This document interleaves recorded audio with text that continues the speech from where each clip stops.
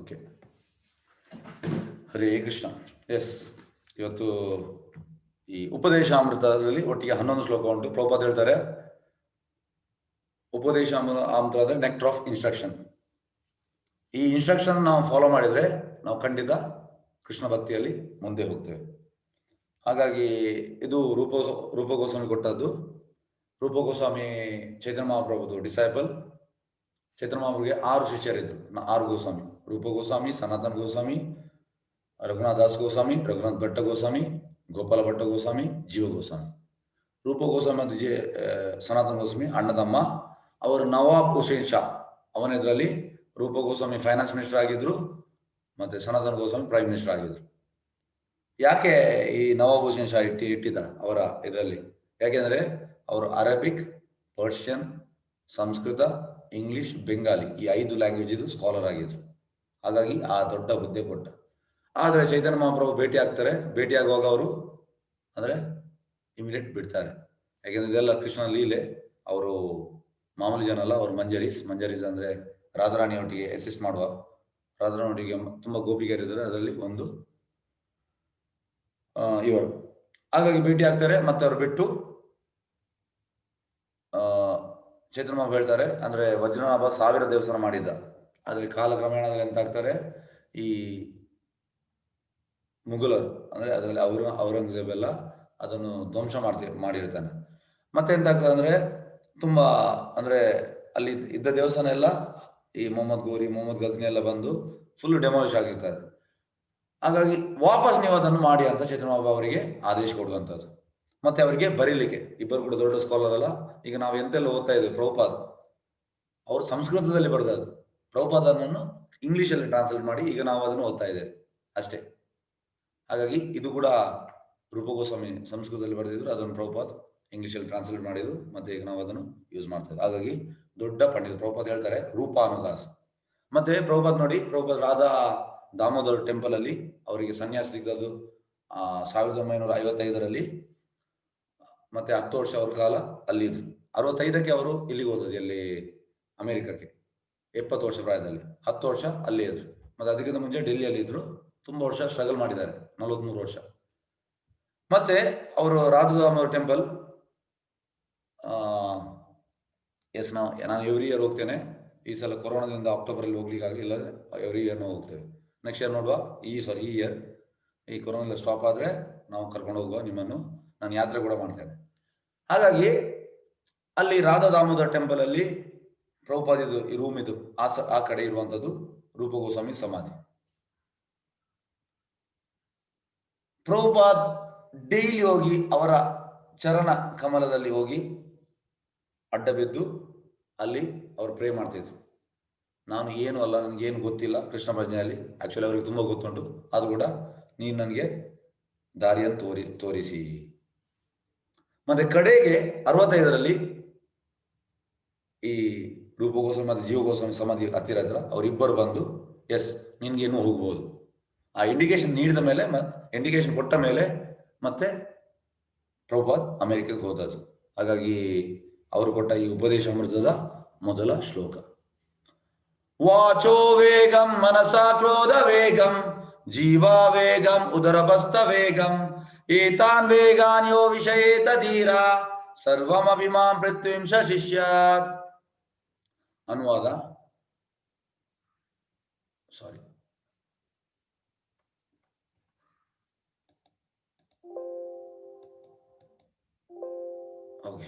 ಮಾತಿನ ಚಾಪಲ್ಯವನ್ನು, ಚಾಂಚಲ್ಯವನ್ನು, ಕೋಪದ ಕೆಲಸಗಳನ್ನು, ನಾಲಿಗೆ ಚಪಲಗಳನ್ನು, ಹೊಟ್ಟೆ ಮತ್ತು ಜನಾಂಗಗಳ ಪ್ರಚೋದನೆಗಳು ನಿಗ್ರಹಿಸಬಲ್ಲ ಸಮಯು ಪ್ರಪಂಚದಾದ್ಯಂತ ಶಿಷ್ಯರನ್ನು ತಯಾರು ಮಾಡಲು ಅರ್ಹನು. ಅಂದ್ರೆ ಮೇಯ್ನ್ ನಮ್ಮ ಈ ಬಾಯಿಂದ ನಾವು ಎಂತ ಮಾಡುವಂಥದ್ದು, ಬಾಯಿಂದ ನಾವು ಮಾತಾಡುವಂಥದ್ದು ಪ್ರಜಲ್ಪ ಅಂದರೆ ಕೃಷ್ಣನ ವಿಷಯ ಇಲ್ಲದೆ ಬೇರೆ ವಿಷಯ ಮಾತಾಡುವಂಥದ್ದು. ಮತ್ತೆ ಬಾಯಿಯಿಂದ ನಾವು ತಿನ್ನುವಂಥದ್ದು. ತಿನ್ನಲಿಕ್ಕೆ ನಮಗೆ ಹೋಗುವಾಗ ಅಲ್ಲಿ ನೋಡುವಾಗ ಅದು ತಿನ್ಬೇಕು, ಇದು ತಿನ್ಬೇಕಾಗ್ತದೆ. ಹಾಗಾಗಿ ರೂಪ ಗೋಸ್ವಾಮಿ ಹೇಳುವಂಥದ್ದು ಮೊದಲ ಶ್ಲೋಕದಲ್ಲಿ, ಯಾರು ಬಾಯಿಗೆ ಕಡಿವಾಣ ಹಾಕ್ತಾರೆ ಅಂದರೆ ಕೃಷ್ಣನ ಬಗ್ಗೆ ಮಾತಾಡುವಂಥದ್ದು ಮತ್ತೆ ಕೃಷ್ಣ ಪ್ರಸಾದ ತಿನ್ನೋದು, ಮತ್ತೆ ಅವ ಭಕ್ತಿಯಲ್ಲಿ ಪ್ರೋಗ್ರೆಸ್ ಆದ ಹಾಗೆ ಖಂಡಿತ ಅವ ಪ್ರೋಗ್ರೆಸ್ ಆಗ್ತಾನೆ. ಹಾಗಾಗಿ ಮೇಯ್ನ್ ಇದು. ಹಾಗೆ ದಯವಿಟ್ಟು ನಿಮ್ಮ ಎಲ್ಲರ ಹತ್ರ ಕಳಕಳಿ ವಿನಂತಿ ಎಂತಂದ್ರೆ, ಮನೆಯಲ್ಲಿ ಅಡಿಗೆ ಮಾಡುವಾಗ ಟೇಸ್ಟ್ ನೋಡಬೇಡಿ, ಕೃಷ್ಣನಿಗೆ ಕೊಟ್ಟು ತಿನ್ನಿ. ಈ ಪ್ರಸಾದದಲ್ಲಿ ನಿಮ್ಮ ಪ್ರಜ್ಞೆಯು ಚೇಂಜ್ ಆಗ್ತದೆ. ಹಾಗಾಗಿ ಫಸ್ಟಿಗೆ ನಾವು ಮಾತಾಡುವಂಥದ್ದು ಮತ್ತೆ ತಿನ್ನುವಂಥದ್ದು. ಇದರಿಂದ ಎಂತಾಗ್ತದೆ, ಕೋಪವು ಪ್ರಸಾದದಿಂದ ಕೂಡಲೇ ಎಂತಾಗ್ತದೆ, ನಿಮ್ದು ಕೋಪ ಎಲ್ಲ ಕಡಿಮೆ ಆಗ್ತದೆ. ಯಾಕೆಂದ್ರೆ ಕೃಷ್ಣ ಟೇಸ್ಟ್ ಮಾಡಿದ್ದಾನೆ, ಹಾಗಾಗಿ ಕೃಷ್ಣ ನಿಮ್ಮ ಕೋಪವನ್ನು ಕಡಿಮೆ ಮಾಡ್ತಾನೆ. ಮತ್ತೆ ನೆಕ್ಸ್ಟಿಗೆ ನಾಲಿಗೆ ಚಪಲ, ಹೊಟ್ಟೆ ಅಂದ್ರೆ ಇದು ಕೂಡ ಆ ಕಂಟ್ರೋಲ್ ಅಲ್ಲಿ ಇರ್ತದೆ. ಎಂತ ಹೇಳುದು, ಇಲ್ಲಂದ್ರೆ ಗಡಿ ನಮ್ಗೆ ಒಟ್ಟು ತಿನ್ನುವಂಥದ್ದು, ಗಡಿ ಮಲ ಮಾಡುವಂಥದ್ದು, ಈ ರೀತಿ ಎಲ್ಲ ಇರ್ತದೆ. ಹಾಗಾಗಿ ಆ ಹೊಟ್ಟೆ ಕೂಡ ಕಂಟ್ರೋಲ್ ಇರ್ತದೆ. ಮತ್ತೆ ಜನನಾಂಗ ಅಂದ್ರೆ ಪ್ರಭುಪಾದ ಹೇಳ್ತಾರೆ, ಈಗ ನಮ್ಗೆ ಬೆಳಿಗ್ಗೆ ಬೇಗ ಹೇಳ್ಬೇಕು, ಮತ್ತೆ ನಾವು ಬೆಳಿಗ್ಗೆ ಮತ್ತೆ ಸಂಜೆ ತಿನ್ನುವಂಥದ್ದು, ಜಾಸ್ತಿ ತಿನ್ನೋದಿಲ್ಲ, ಎಷ್ಟು ಬೇಗ ಅಷ್ಟು, ಅಂದ್ರೆ ದೇಹವನ್ನು ಎಷ್ಟು ಇಡ್ಲಿಕ್ಕೆ ಉಂಟು ಅಷ್ಟು ತಿಂತೇವೆ. ಹಾಗಾಗಿ ಈ 5 ಕಂಟ್ರೋಲ್ ಇದ್ರೆ ಯಾವುದು, ಒಂದು ವಾಚ, ಮತ್ತೆ ಮನಸ್ಸು, ಮತ್ತೆ ಕ್ರೋಧ, ಮತ್ತೆ ಜೀವ, ಮತ್ತೆ ಉದರಬಸ್ತ, ಮತ್ತೆ ಲಾಸ್ಟ್ ಇದು ಈ ಜನನಾಂಗ. ಈ 5 ಕಂಟ್ರೋಲ್ ಇದ್ರೆ ಆ ಜನನಾಂಗ ಕೂಡ ಕಂಟ್ರೋಲ್ ಇರ್ತದೆ. ಹಾಗಾಗಿ ಇಂಥವರು ಪ್ರಪಂಚ ಅಂದ್ರೆ ಎಲ್ಲರನ್ನು ಶಿಷ್ಯ ಮಾಡ್ಬೋದು ನೋಡಿ. ಸಂಯಮಿಯು ಪ್ರಪಂಚದಾದ್ಯಂತ ಶಿಷ್ಯರನ್ನು ತಯಾರು ಮಾಡಲು ಅರ್ಹನು. ಹಾಗಾಗಿ ಇದನ್ನು ನಾವು ತಿಳಿಬೇಕು, ತುಂಬಾ ಮುಖ್ಯ ಇದು. ಯಾರು ಮಾತಿನ ಚಾಪಲ್ಯ, ಚಿಂತಾ ಚಾಂಚಲ್ಯ, ಕೋಪದ ಕೆಲಸ, ನಾಲ್ಗೆ ಚಪಲಗಳನ್ನು, ಹೊಟ್ಟೆ ಮತ್ತು ಜನಾಂಗ ಪ್ರಭುತ್ವವನ್ನು ನಿಗ್ರಹಿಸಬಲ್ಲ ಸಂಯಮಿಯು ಪ್ರಪಂಚದಾದ್ಯಂತ ಶಿಷ್ಯರನ್ನು ತಯಾರು ಮಾಡಲು ಅರ್ಹನು. ಇಲ್ಲಿ ಭಾವಾರ್ಥದಲ್ಲಿ ಪ್ರಭುಪಾದ ಹೇಳ್ತಾರೆ. ಈಗ ಇಲ್ಲಿ ಪರೀಕ್ಷಿತ್ ಮಹಾರಾಜನ ಪ್ರಶ್ನೆ. ಪರೀಕ್ಷಿತ್ ಮಹಾರಾಜನ ಬಗ್ಗೆ ನಿಮಗೆ ಸ್ವಲ್ಪ ತಿಳಿಸುವ. ನೋಡಿ, ಪರೀಕ್ಷಿತ್ ಮಹಾರಾಜ್ ಅರ್ಜುನನ ಮೊಮ್ಮಗ. ಹಾಗಾಗಿ ಆ ಉತ್ತರೆ ಗರ್ಭದಲ್ಲಿ ಅಶ್ವತ್ಥಾಮ ಇದು ಮಾಡ್ಲಿಕ್ಕೆ ಹೋಗ್ತಾನೆ. ಆಗ ಕೃಷ್ಣ ಬಂದು ಅವನನ್ನು ರಕ್ಷಣೆ ಮಾಡ್ತಾನೆ. ಪರೀಕ್ಷಿತ ಅಂದ್ರೆ ಸರ್ಚಿಂಗ್, ಹೆಸರು, ಆ ಹುಡುಕಾಟು. ಪರೀಕ್ಷಿತದ ಮೀನಿಂಗ್ ಹುಡುಕುವುದು, ಸರ್ಚಿಂಗ್. ಹಾಗಾಗಿ ಅವ ಗರ್ಭದಲ್ಲಿ ನೋಡಿದ್ದಾನೆ ಕೃಷ್ಣನನ್ನು.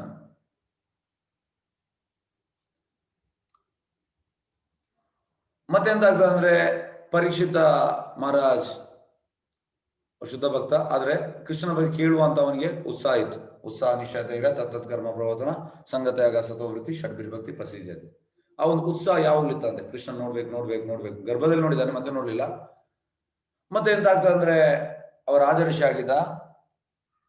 ಒಂದ್ ದಿವಸ ಅವ ಕಾಡಿಗೆ ಹೋಗ್ತಾನೆ. ಕಾಡಿಗೆ ಹೋಗುವಾಗ ಅವನಿಗೆ ಜೋರು ಬಾಯಾರಿಕೆ ಆಗ್ತದೆ. ಆಗ ಶ್ರಮಿಕ ಋಷಿಯ ಆಶ್ರಮಕ್ಕೆ ಹೋಗ್ತಾನೆ. ಶ್ರಮಿಕ ಋಷಿ ಆಶ್ರಮಕ್ಕೆ ಹೋಗಿ ಅವ ಇಮಿಡಿಯೇಟ್ ಕೇಳ್ತಾನೆ ಶ್ರಮಿಕ ಋಷಿ ಹತ್ರ, ನನಗೆ ನೀರು ಬೇಕು, ಬಾಯಾರಿಕೆ ಆಗ್ತಾ ಉಂಟ. ಶ್ರಮಿಕ ಋಷಿ ಧ್ಯಾನದಲ್ಲಿದ್ದಾನೆ. ಟೋಟಲ್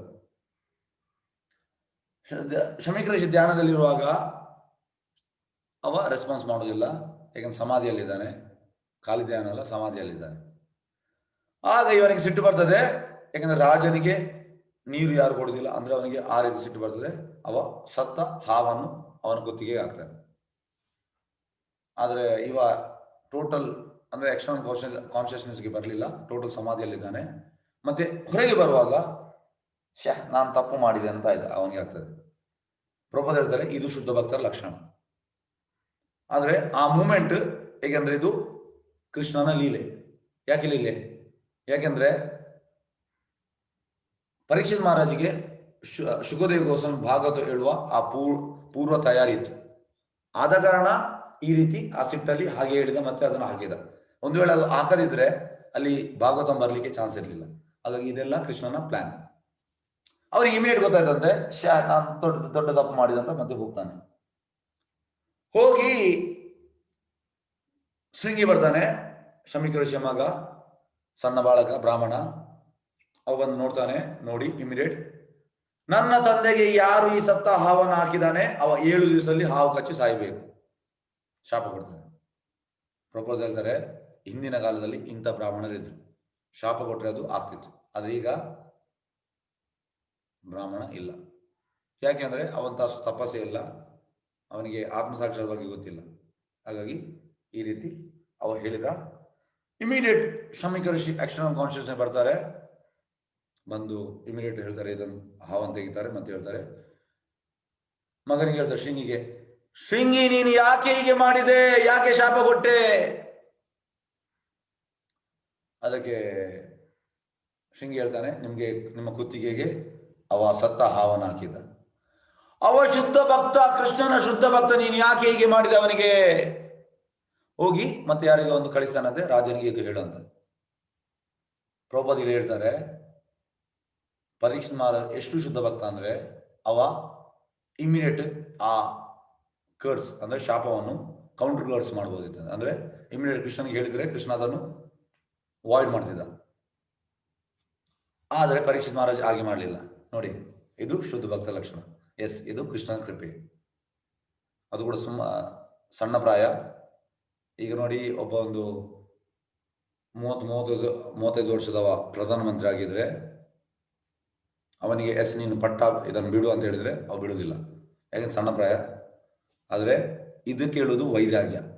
ವೈರಾಗ್ಯ ವಿದ್ಯಾ ನಿಜ ಭಕ್ತಿ ಯೋಗ. ಅಂದ್ರೆ ಭಕ್ತಿಯಲ್ಲಿ ನಿಮಗೆ ವೈರಾಗ್ಯ ಬರ್ತದೆ, ಇಲ್ಲದ್ರೆ ಈ ಉಳಿದ ಯಾವುದಲ್ಲೂ ವೈರಾಗ್ಯ ಬರುವುದಿಲ್ಲ. ಸುಮ್ಮನೆ ಅದು ಬೋಗಸ್. ಈ ಮೆಡಿಟೇಷನ್ ಅದು ಇದೆಲ್ಲ ಬೋಗಸ್, ವೈರಾಗ್ಯ ಬರುವುದಿಲ್ಲ. ಆದ್ರೆ ಭಕ್ತಿಯಲ್ಲಿ ವೈರಾಗ್ಯ. ಇದಕ್ಕೆ ಉದಾಹರಣೆ ಪರೀಕ್ಷಿತ್ ಮಹಾರಾಜ್. ಅವರು ಇಮಿಡಿಯೇಟ್ ಅಂತ ಮಾಡ್ತಾರೆ, ಎಸ್ ಇದು ಕೃಷ್ಣನ ಇಚ್ಛೆ. ಅವರ ಮಗ ಜನ್ಮಜಯನಿಗೆ ಈ ರಾಜ್ಯವನ್ನು ಕೊಟ್ಟು ಹೋಗ್ತಾರೆ. ಹೋಗುವಾಗ ಪ್ರಭುಪಾದಲ್ಲಿ ಹೇಳ್ತಾರೆ, ಪರೀಕ್ಷಿತ್ ಮಹಾರಾಜನಿಗೆ ನಾನು 7 ದಿವಸ ಬದುಕ್ತೇನೆ ಅಂತ ಗೊತ್ತಿತ್ತಂತೆ, ನಮ್ಗೆ ನಾವು 7 ಸೆಕೆಂಡ್ ಇದ್ದೇವೆ ಅಂತ ಗೊತ್ತಿಲ್ಲ. ಆದ್ರೆ ನಾವು 7 ಕೋಟಿ ವರ್ಷ ಇದ್ದಾಗ ನಾವು ಮಾಡ್ತೇವೆ. ಇದು ನಾವು ಮೂರ್ಖರು. ಅದು ನಮಗೆ ಈಗ ನಾನು ಇಲ್ಲಿ ಮಾತಾಡ್ತಾ ಇದ್ದೇನೆ, ಎನಿ ಮೂಮೆಂಟ್ ನನಗೆ ಹಾರ್ಟ್ ಅಟ್ಯಾಕ್ ಆಗ್ಬೋದು, ಎಂತ ಬೇಕಿದ್ದಾವುದು, ಕೊರೋನಾ ಬರ್ಬೋದು, ಆಚೆ ಹೋಗುವ ರೋಡ್ ಆಕ್ಸಿಡೆಂಟ್, ಎಂತ ಬೇಕಿದ್ದಾಗ್ಬೋದು, ಗ್ಯಾರಂಟಿ ಇಲ್ಲ. ಆದ್ರೆ ನಾವು ಎಂತ ಎಣಿಸ್ತೇವೆ, ಎಸ್ ನಾವೊಂದು 7 ಕೋಟಿ ವರ್ಷ ಇದ್ದಾಗ ನಾವು ಮಾಡ್ತೇವೆ. ಪ್ರಭುಪಾದ ಇದು ನಮ್ಮ ಮೂರ್ಖತನ. ಮತ್ತೆ ಪರೀಕ್ಷೆ ಮಾಡಿ ಹೋಗ್ತಾರೆ. ಆಗ ಶುಕಮುನಿ ಅಂದ್ರೆ ವೇದವ್ಯಾಸರ ಮಗ, ಟೋಟಲ್ ಮುಕ್ತಾತ್ಮರು. ಶುಕಮುನಿ ಅಸ್ತನಕ ಈ ಭಾಗವತ ಹೇಳಿಲ್ಲ, ಅದೇದು ಕೃಷ್ಣನ ಪ್ಲಾನ್ ಅಂತ ಮತ್ತೆ ಬರ್ತಾರೆ. ಅಲ್ಲಿ ಬಂದು ಶುಕಮುನಿ ಭಾಗವತವನ್ನು ಹೇಳ್ತಾರೆ, ಪರೀಕ್ಷೆ ಮಾಡಿ ಕೇಳ್ತಾರೆ. ಪ್ರಭುಪಾದಲ್ಲಿ ಹೇಳ್ತಾರೆ, ಶುಕಮುನಿ ಸರಿಯಾದ ಟೀಚರ್, ಪರೀಕ್ಷಿತ್ ಮಹಾರಾಜ್ ಸರಿಯಾದ ಸ್ಟೂಡೆಂಟ್. 7 ದಿವಸ ಪರೀಕ್ಷಿತ್ ಮಹಾರಾಜ್ ಆಗ್ಲಿ ಶುಕಮುನಿ ಆಗ್ಲಿ ಒಂದು ಡ್ರಾಪ್ ನೀರು ಕೂಡ ಕುಡಿಲಿಲ್ಲ. ಯಾಕಂದ್ರೆ ಆ ಕೃಷ್ಣನ ಕಥೆಯಲ್ಲಿ ಅಷ್ಟು ಟೇಸ್ಟ್ ಉಂಟು, ನಮ್ಗೆ ಟೇಸ್ಟ್ ಇಲ್ಲ. ನಮ್ಗೆ ಈಗ 1 ಗಂಟೆ ಯಾವಾಗ 7 ಗಂಟೆ ಆಗ್ತದೆ ಅಂತ ಆಗ್ತದೆ. ಆದರೆ ಶುದ್ಧ ಭಕ್ತರಿಗಾಗೆಲ್ಲ, ಶುದ್ಧ ಭಕ್ತರು ಟೋಟಲ್ ಆ ರಸವನ್ನು ಕುಡಿತಾ ಇರ್ತಾರೆ, ಜ್ಯೂಸನ್ನು. ಇದು ನಮ್ಗೆ ಮತ್ತೆ ಅವರಿಗಿರುವ ವ್ಯತ್ಯಾಸ. ಮತ್ತೆ ಅಲ್ಲಿ ನೋಡಿ, ಪ್ರಭುಪಾದಲ್ಲಿ ಹೇಳ್ತಾರೆ, ಶುಕಮುನಿ ಭಾಗವತಮ ಹೇಳುವಂತದ್ದು, ಅಲ್ಲಿ ಎದುರು ನಾರದ ಮುನಿ ಕೂತ್ಕೊಳ್ತಾರೆ, ಪರಾಸರ ಮುನಿ ವೇದವ್ಯಾಸರ ತಂದೆ ಕೂತ್ಕೊಳ್ತಾರೆ, ವೇದವ್ಯಾಸರು ಕೂತ್ಕೊಳ್ತಾರೆ, ಮತ್ತೆ ಎಲ್ಲ ಬ್ರಹ್ಮಾಂಡದ ಋಷಿವರ್ಯರು ಬರ್ತಾರೆ. ಅಲ್ಲಿ ಅಂದ್ರೆ ಮುಕ್ತಾತ್ಮರೆಲ್ಲ ಬರ್ತಾರೆ, ಎಲ್ಲ ಕೂತ್ಕೊಳ್ತಾರೆ. ಪ್ರಭುಪಾದ ಹೇಳ್ತಾರಂತೆ, ಅಲ್ಲಿ ಎಲ್ಲರೂ ಹೈಲಿ ಕ್ವಾಲಿಫೈಡ್ ಭಕ್ತಿಯಲ್ಲಿ. ಈ ನಾರದ ಮುನಿ ವೇದವ್ಯಾಸರ ಗುರು, ಮತ್ತೆ ವೇದವ್ಯಾಸರ ತಂದೆ ಪರಾಸರ ಮುನಿ, ಶುಕಮುನಿ ವೇದವ್ಯಾಸರ ಮಗ, ಪ್ರಾಯದಲ್ಲಿ ಕೂಡ ಸಣ್ಣವ, ಆದ್ರೂ ಕೂಡ ಅಲ್ಲಿ ಸೀಟಲ್ಲಿ ಕೂತದ್ದು ಶುಕಮುನಿ. ಇದು ಭೌತಿಕ ಇದರಲ್ಲಿ ಇದು ಅನ್ವಯ ಆಗುದಿಲ್ಲ. ಭೌತಿಕದ ವಿಧದಲ್ಲಿ ಒಬ್ಬ ಕ್ಲರ್ಕ್ ಕಂಪನಿ ಸಿಒಗೆ ಹೇಳಲಿಕ್ಕೆ ಆಗ್ತದ? ಇಲ್ಲ. ಅವ ಸಿಒ ಕೂತ್ಕೊಳ್ಬೇಕು, ಅವ ಎದುರು ಕೂತ್ಕೊಳ್ಳೋದಿಲ್ಲ. ಈ ರೀತಿ ಉಂಟು. ಅಂದ್ರೆ ಇದು ಭೌತಿಕ ಕ್ಯಾಲ್ಕುಲೇಷನ್. ಅದೇ ಆಧ್ಯಾತ್ಮಿಕದ ಇದಲ್ಲ. ಆಧ್ಯಾತ್ಮಿಕದಲ್ಲಿ ಅಂದ್ರೆ ಎಲ್ಲರೂ ಆ ಸೇವೆ ಭಾವ ಇರುವಂತದ್ದು. ನಾನು ದೊಡ್ಡವ, ನಾರದ ಮನೆಗೆ ಹೇಳ್ಬೋದಿತ್ತಂತೆ, ನಾನು ವೇದವ್ಯಾಸರದು ಗುರು, ಹಾಗಾಗಿ ನಾನು ಕ್ಲಾಸ್ ಮಾಡ್ತೇನೆ, ಇಲ್ಲ, ಅವರು ಕೇಳುವಂಥವರಿಗೆ ಕುತೂಹಲ ಇತ್ತು. ಹಾಗಾಗಿ ನಾವು ಇದನ್ನು ತಿಳಿಬೇಕು. ಹಾಗಾಗಿ ಇಲ್ಲಿ ನೋಡಿ, ಇದನ್ನು ಯಾಕೆಂದ್ರೆ ಇಲ್ಲಿ ಪರೀಕ್ಷಿತ್ ಮಹಾರಾಜ್ ಒಂದು ವಿಷಯ ಹೇಳಿದ್ದಾರೆ, ಹಾಗಾಗಿ ಇದಕ್ಕೆ ಹೇಳಿಕೋಸ್ಕರ ನಾನು ಇದನ್ನೆಲ್ಲ ತಂದೆ. ಇಲ್ಲಿ ಪರೀಕ್ಷಿತ್ ಮಹಾರಾಜ್ ಹೇಳುವಂತದ್ದು ಶುಕಮುನಿ ಹತ್ರ, ಇಂದ್ರಿಯಗಳನ್ನು ನಿಗ್ರಹ ಮಾಡಲಿಕ್ಕೆ ಆಗದ ಈ ಜನರು ಪ್ರಾಯಶ್ಚಿತ ಯಾಕೆ ಮಾಡ್ತಾರೆ? ಈಗ ನಾವು ಕೂಡ ಪ್ರಾಯಶ್ಚಿತ ಮಾಡ್ತೇವೆ. ಎಂತ ಪ್ರಾಯಶ್ಚಿತ ನಮ್ದು? ಎಂತ ತಪ್ಪಾದ ದೇವಸ್ಥಾನ ಹೋಗಿ ಹೀಗೆ ಮಾಡ್ತೇವೆ. ನಮ್ಗೆ ಇಂದ್ರಿಯಗಳನ್ನು ನಿಗ್ರಹ ಇಡ್ಲಿಕ್ಕೆ ಆಗುದಿಲ್ಲ, ಮತ್ತೆ ನಮ್ದು ಯಾಕೆ ಪ್ರಾಯಶ್ಚಿತ? ಇದಕ್ಕೆ ಹೇಳುವಂತದ್ದು ಉದಾಹರಣೆ, ಕಳ್ಳ ತಪ್ಪು ಮಾಡ್ತಾನೆ, ಅವನಿಗೆ ಗೊತ್ತುಂಟು ನಾನು ಈ ಕಳ್ಳತನಕ್ಕೆ ನನಗೆ ಬಂಧನ ಸಿಗ್ತದೆ ತಪ್ಪಿಗೆ, ಆದ್ರೂ ಕೂಡ ತಿಳಿದುಕೊಂಡ ಮೇಲೆ ಅವ ಎಂತ ಮಾಡ್ತಾನೆ? ತಪ್ಪು ಮಾಡ್ತಾನೆ. ಕೂಡ ಪೊಲೀಸ್ ಬಂದವನು ಬಂಧಿಸ್ತಾರೆ ಅಂತ ಗೊತ್ತಿದ್ದು ಕೂಡ ಅವ ತಪ್ಪು ಮಾಡ್ತಾನೆ. ಇದನ್ನು ಯಾಕೆ ಮಾಡ್ತಾನೆ? ಯಾಕೆಂದ್ರೆ ಇದಕ್ಕೆ ಹೇಳುವಂತದ್ದು ಕುಂಜರಿ ಸ್ನಾನ ಅಂದ್ರೆ ಆನೆ ಎಂತ ಮಾಡ್ತದೆ? ಹೋಗಿ ಸ್ನಾನ ಮಾಡ್ತದೆ, ಮತ್ತೆ ಹೊಯ್ಗೆಯನ್ನು ಮೈಗೆ ಹಾಕ್ತದೆ. ಯಾಕೆ ಅದು ಸ್ನಾನ ಮಾಡಬೇಕು ಹೊಯ್ಗೆಯನ್ನು ಮೈಗೆ ಹಾಕುವುದಿದ್ರೆ? ಅದೇ ರೀತಿ ಈ ಕಳ್ಳನಿಗೆ ಗೊತ್ತುಂಟು ತಪ್ಪು ಮಾಡ್ತಾನೆ ಅಂತ, ಆದ್ರೂ ಕೂಡ ಅವ ತಪ್ಪು ಮಾಡ್ತಾನೆ. ಮತ್ತೆ ಅವನಿಗೆ ಪ್ರಾಯಶ್ಚಿತ ಅಂತ ಶಿಕ್ಷೆ, ಅಲ್ಲಿಂದ ಬಂದು ಕೂಡ ವಾಪಸ್ ಮಾಡುವಂಥದ್ದು. ಹಾಗೆ ನಾವು ಕೂಡ ಈ ಇಂದ್ರಿಯ ಸುಖದಲ್ಲಿ ನಮಗೆ ಎಲ್ಲ ದುಃಖ ಅಂತ ಗೊತ್ತುಂಟು, ದುಃಖಾಲ ಅಶಾಶ್ವತ, ಆದ್ರೂ ಕೂಡ ನಾವು ಮಾಡ್ತೇವೆ. ಇದನ್ನು ಯಾಕೆ ಮಾಡ್ತೇವೆ ಅಂತ ಇಲ್ಲಿ ಹೇಳ್ತಾ ಇದ್ದಾರೆ.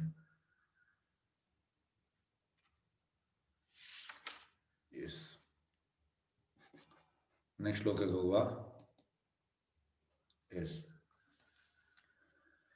ಹತ್ಯಾರ ಪ್ರಯಾಶ ಪ್ರಜಲ್ಪೋ ನಿಯಮಾಗ್ರಹ ಜನಸಂಘಸ್ಯ ಲೌಲ್ಯಂಶ ಷಡ್ಭಿರ್ಭಕ್ತಿರ್ ವಿನಶ್ಯತಿ.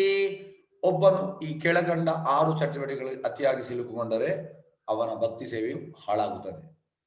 ಅವಶ್ಯಕತೆಗಿಂತ ಹೆಚ್ಚಾಗಿ ತಿನ್ನುವುದು, ಅವಶ್ಯಕತೆಗಿಂತ ಹೆಚ್ಚಾಗಿ ಹಣವನ್ನು ಸಂಗ್ರಹಿಸುವುದು, ಪಡೆಯಲು ಅತಿ ಕಷ್ಟವಾದ ಲೌಕಿಕ ವಸ್ತುಗಳಿಗಾಗಿ ಅತಿಯಾಗಿ ಪ್ರಯಾಸ ಮಾಡುವುದು, ಲೌಕಿಕ ವಿಷಯಗಳ ಬಗ್ಗೆ ಅನಾವಶ್ಯಕವಾಗಿ ಮಾತನಾಡುವುದು, ಶಾಸ್ತ್ರವಿಧಿಗಳನ್ನು ಆಧ್ಯಾತ್ಮಿಕ ಮುನ್ನಡೆಗಾಗಿ ಅಲ್ಲದೆ ಕೇವಲ ಕಾಟಚಾರಕ್ಕಾಗಿ ಅನುಸರಿಸುವುದು ಅಥವಾ ಶಾಸ್ತ್ರೋಕ್ತ ವಿಧಿವಿಧಾನಗಳನ್ನು ಧಿಕ್ಕರಿಸಿ ಸ್ವತಂತ್ರವಾಗಿ ಇಲ್ಲವೇ ಮನಸ್ಸು ಇಚ್ಛೆ ವರ್ತಿಸುವುದು, ಕೃಷ್ಣ ಪ್ರಜ್ಞೆಯಲ್ಲಿ ಆಸಕ್ತಿ ಇಲ್ಲದ ಲೌಕಿಕ ಬುದ್ಧಿಯ ವ್ಯಕ್ತಿಗಳ ಸಹವಾಸ ಮಾಡುವುದು ಮತ್ತು ಲೌಕಿಕ ಸಾಧನೆಗಳಿಗೆ ಆತುರಿಯುವುದು.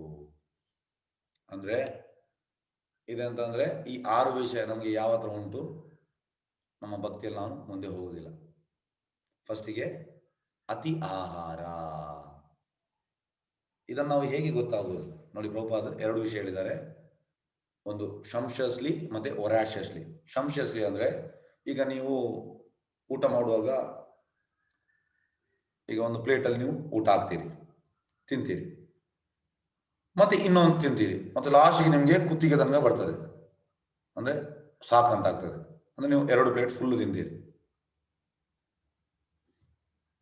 ನೆಕ್ಸ್ಟ್ ಡೇ ನೀವು ಎಷ್ಟು ತಿಂದಿದ್ದು ಅದು ಅರ್ಧ ಫುಡ್, ಅದು ಸರಿಯಾದ ಫುಡ್. ಇದಕ್ಕೆ ಹೇಳುವುದು ಶಂಶಸ್ಲಿ. ಒರಾಶಸ್ಲಿ ಅಲ್ಲ. ಒರಾಶಸ್ಲಿ ಅಂದ್ರೆ 2 ಪ್ಲೇಟ್ ತಿನ್ನುವಂಥದ್ದು ಒರಾಶಸ್ಲಿ. ಪ್ರಭುಪಾದ ಈ ರೀತಿ ಹೇಳಿದೆ ಕ್ಯಾಲ್ಕುಲೇಷನ್. ಅಂದ್ರೆ ಒಂದು ದಿವಸ ಕುತ್ತಿಗೆ ಬರುವಷ್ಟು ತಿನ್ಬೇಕಂತೆ, ಮತ್ತೆ ಅದು ಲೆಕ್ಕ ಇಡಬೇಕು ಎಷ್ಟು ತಿಂದೇವೆ ಅಂತ. ಅದರ ಅರ್ಧ ಪಟ್ಟು ನಮ್ಮ ಎಷ್ಟು ಬೇಕು ಅಷ್ಟು. ಮತ್ತೆ ನಮ್ಗೆ ಆಸೆ ಆಗ್ತದೆ, ಆಸೆ ಆದ್ರೂ ಕೂಡ ಜಾಸ್ತಿ ತಿನ್ಬಾರ್ದು, ಎಷ್ಟು ಬೇಕು ಅಷ್ಟು. ಅದಕ್ಕೆ ಹೇಳುವಂಥದ್ದು ಸರಿಯಾದ ತಿನ್ನುವಂಥದ್ದು. ಅತಿ ಆಹಾರ ಮಾಡಬಾರ್ದು, ಜಾಸ್ತಿ ತಿನ್ನಬಾರ್ದು, ಅವಶ್ಯಕತೆಗಿಂತ ಹೆಚ್ಚಾಗಿ ತಿನ್ನುವುದು ಅಥವಾ ಅವಶ್ಯಕತೆಗಿಂತ ಹೆಚ್ಚಾಗಿ ಹಣವನ್ನು ಸಂಗ್ರಹಿಸುವುದು, ಇದು ಕೂಡ ಎಂತ ಹೇಳುದು ಅತಿ ಆಹಾರದಲ್ಲಿ ಬರ್ತದೆ. ನಾವೀಗ ನೋಡಿ ಎಲ್ಲರೂ ಅವಶ್ಯಕತೆ ಜಾಸ್ತಿ ಸಂಗ್ರಹಿಸುವುದು, ಹಣವನ್ನು ಸಂಗ್ರಹಿಸ್ತೇವೆ. ಹೇಗಾಗ್ತದೆ ಅಂದ್ರೆ ನಮ್ಮ ಗಾಡ್ರೇಜಲ್ಲಿ ಫುಲ್ ಆಗಿರ್ತದೆ, ಆದ್ರೂ ನಮಗೆ ಎಸ್ ಬೇಕು. ಕೆಲವೊಮ್ಮೆ ಎಂತ ಆಗ್ತದೆ ಅಂದ್ರೆ, ಒಬ್ಬರು ಮೊನ್ನೆ ಈಚೆಗೆ 1 ತಿಂಗಳ ಹಿಂದೆ ತುಂಬಾ ಹಣ ಸಂಗ್ರಹ ಮಾಡಿದ್ರು, ಅವರಿಗೆ ಕ್ಯಾನ್ಸರ್ ಬಂದು ಸಾಧಾರಣ ಅದರಲ್ಲಿ 50% ಹೋಯಿತು. ನೋಡಿ ಹೇಗಂದ್ರೆ ಕೆಲವೊಮ್ಮೆ ಎಂತ ಆಗ್ತದೆ ಅಂದ್ರೆ, ಈ ಲಕ್ಷ್ಮಿ ತುಂಬಾ ಚಂಚಲ. ಪ್ರಭುಪಾದ ಯಾವಾಗಲೂ ಹೇಳ್ತಾರೆ ಲಕ್ಷ್ಮಿ ಚಂಚಲೆ, ಹಾಗಾಗಿ ಸ್ಥಿರವಾಗಿ ನಿಮ್ಮೊಟ್ಟಿಗೆ ಇರುವುದಿಲ್ಲ. ನಾರಾಯಣ ನೀವು ಪೂಜೆ ಮಾಡಿದ್ರೆ ಮತ್ತೆ ಲಕ್ಷ್ಮಿ ಇರ್ತಾಳೆ, ಖಾಲಿ ಲಕ್ಷ್ಮಿಯನ್ನು ಪೂಜೆ ಮಾಡಿದ್ರೆ ಅವಳು ಇರುವುದಿಲ್ಲ. ಹಾಗಾಗಿ ನೀವು ಕೃಷ್ಣನನ್ನು, ಈ ಹಣವನ್ನು ಕೃಷ್ಣನಿಗೆ ಸ್ವಲ್ಪ ರಿಲೇಟ್ ಮಾಡಬೇಕು. ಇಲ್ಲದ್ರೆ ಅವಳು ಚಂಚಲೆ, ಅವಳು ಇಮಿಡಿಯೇಟ್ ಹೋಗ್ತಾಳೆ. ಒಮ್ಮೆ ನಿಮ್ಮ ಹತ್ರ ಇರ್ತಾಳೆ ಮತ್ತೆ ಹೋಗ್ತಾಳೆ. ಅದು ಜನರಿಗೆ ಕೃಷ್ಣನಿಗೆ ಕೊಡ್ಲಿಕ್ಕೆ ಮನಸ್ಸಿಲ್ಲ. ಯಾಕೆಂದ್ರೆ ಯಾಕೆ ಮನಸ್ಸಿಲ್ಲ? ಕೃಷ್ಣ ಪ್ರಜ್ಞೆ ಇಲ್ಲ. ಕೃಷ್ಣ ಪ್ರಜ್ಞೆ ಇದ್ರೆ ಕೃಷ್ಣ ಕೊಡ್ತಾರೆ. ಹಾಗಾಗಿ ಅವಶ್ಯಕತೆ ಹೆಚ್ಚು ಹಣವನ್ನು ಸಂಗ್ರಹಿಸೋದು ಕೂಡ. ಯಾಕಂದ್ರೆ ಕೆಲವೊಮ್ಮೆ ಒಮ್ಮೆ ಅಟ್ಟೆ ಮೂವ್ಮೆಂಟ್ ಅದು ಹೋಗ್ತದೆ. ಅಂದ್ರೆ ಹೋಗುವಾಗ ನಿಮ್ಗೆ ಏನ್ ಮಾಡ್ಲಿಕ್ಕೆ ಆಗುದಿಲ್ಲ, ನಿಮ್ಗೆ ಅದ್ರ ಬೇಜಾರಾಗ್ತದೆ. ಯಾಕಂದ್ರೆ ಯಾವ್ದು ನೋಡಿ, ಈ ಹೆಲ್ತ್ ಇನ್ಶೂರೆನ್ಸ್ ಎಲ್ಲ ಯಾಕೆ ಮಾಡುವಂತದ್ದು? ಯಾಕಂದ್ರೆ ನಾವು ಕೂಡಿಟ್ಟ ಹಣವನ್ನು ಅಲ್ಲಿ ಕೊಡ್ಲಿಕ್ಕೆ, ಹಾಸ್ಪಿಟಲ್ ಕೊಡ್ಲಿಕ್ಕೆ ಬೇಜಾರಾಗ್ತದೆ. ಅವರು ಕ್ಯಾನ್ಸರ್ ಆದ್ರೆ ಒಬ್ಬ ಹೇಳುದು ಬೇಡ, ಅಂದ್ರೆ ಅವರಿಗೆ ಸಾಧಾರಣ ನನ್ನ ಲೆಕ್ಕದಲ್ಲಿ ಒಂದು 50 ಲಕ್ಷ ತನಕ ಖರ್ಚಾಯಿತು. ಹಾಗಾಗಿ ತುಂಬಾ ಕೂಡಿಟ್ಟಿದ್ದಾರೆ ಅವರು. ಹಾಗೆ ಈಗ ಅದನ್ನೆಲ್ಲ ಹಾಸ್ಪಿಟಲ್ಗೆ ಕೊಡ್ತಾ ಇದ್ದಾರೆ. ಹಾಗಾಗಿ ನಮ್ಗೆ ಬೇಜಾರಾಗ್ತದೆ ಅದು, ಎಂತಂದ್ರೆ ಕೂಡಿಟ್ಟ ಹಣವನ್ನು ಕೊಡ್ಲಿಕ್ಕೆ. ಹಾಗಾಗಿ ನಾವು ಲಕ್ಷ್ಮಿ ಜಾಸ್ತಿ ಹೊತ್ತು ನಿಲ್ಲುವುದಿಲ್ಲ, ಅವಳು ಚಂಚಲೆ. ನಾರಾಯಣ ಇದ್ರೆ ಮಾತ್ರ ಲಕ್ಷ್ಮಿ ನಿಲ್ಲುವಂಥದ್ದು. ಅದು ಜನರಿಗೆ ಗೊತ್ತಿಲ್ಲ. ಅದೇ ರೀತಿ ನಾವು ಕೃಷ್ಣನಿಗೆ ರಿಲೇಟೆಡ್ ಸ್ವಲ್ಪ ಕೊಡ್ಬೇಕು.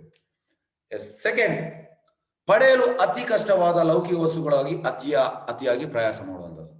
ಪ್ರಯಾಸ ಅಂದ್ರೆ ಎಂಡವರ್, ಬೇಕು ಬೇಕು ಬೇಕು ಬೇಕು ಬೇಕು.